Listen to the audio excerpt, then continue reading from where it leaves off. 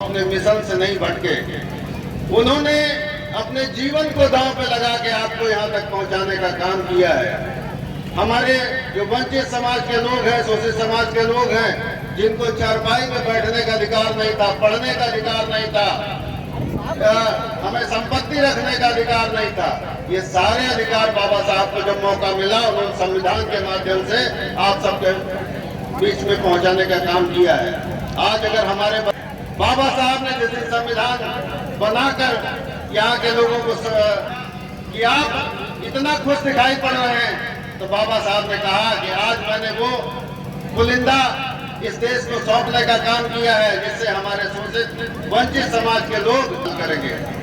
लेकिन साथ साथ बाबा साहब ने एक चेतावनी भी दी थी कि अगर इस संविधान को मानने वाले, चलाने वाले लोग अच्छे होंगे तभी ये संविधान अच्छा दिखाई पड़ेगा, और अगर इस संविधान को चलाने वाले बुरे होंगे तो ये मात्र कागज का पुलिंदा बनकर आपके बीच में रहेगा।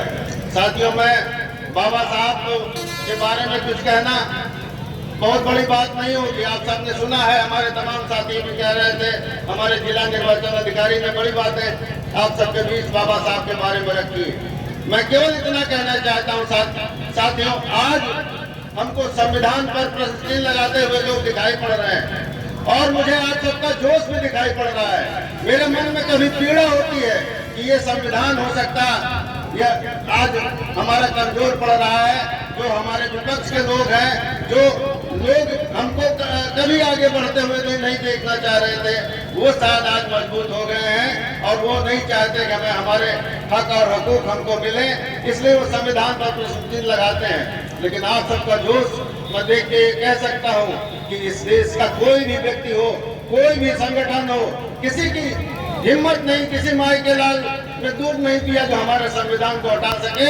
आप सबके जोश के माध्यम से मैं ये बात कह सकता हूँ। लेकिन साथियों, मैं एक बात कहूंगा कि आज जिस तरह से हमारे संविधान पर प्रश्न चिन्ह लगाए जा रहे हैं, हमारे संविधान के बारे में कहा जा रहा है कि ये संविधान उचित नहीं है। अभी आपने सुना होगा, तमाम लोग आप सबके बीच में बातें अपनी रखते हैं और वीडियो के माध्यम से हम सब लोग के बाद ये बात समझ में आती है कि कुछ लोग आज जो ताकतवर हो गए हैं वो इस संविधान को हटाने का प्रयास कर रहे हैं। लेकिन साथियों, आज लड़ाई संविधान बचाने की है।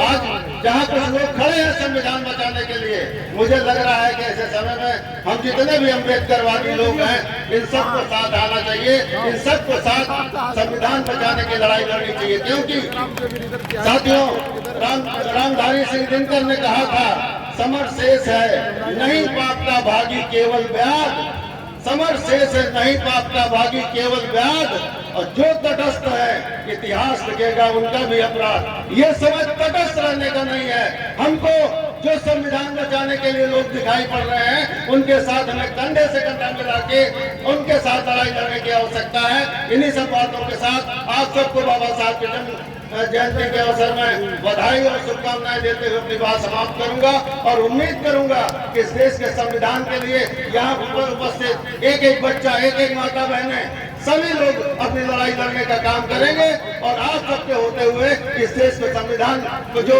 नजरें गड़ाए बैठे हैं उनकी नजरें आगे काम नहीं करेंगी। बहुत बहुत धन्यवाद। जय भीम, जय भारत, नमो बुद्धाय।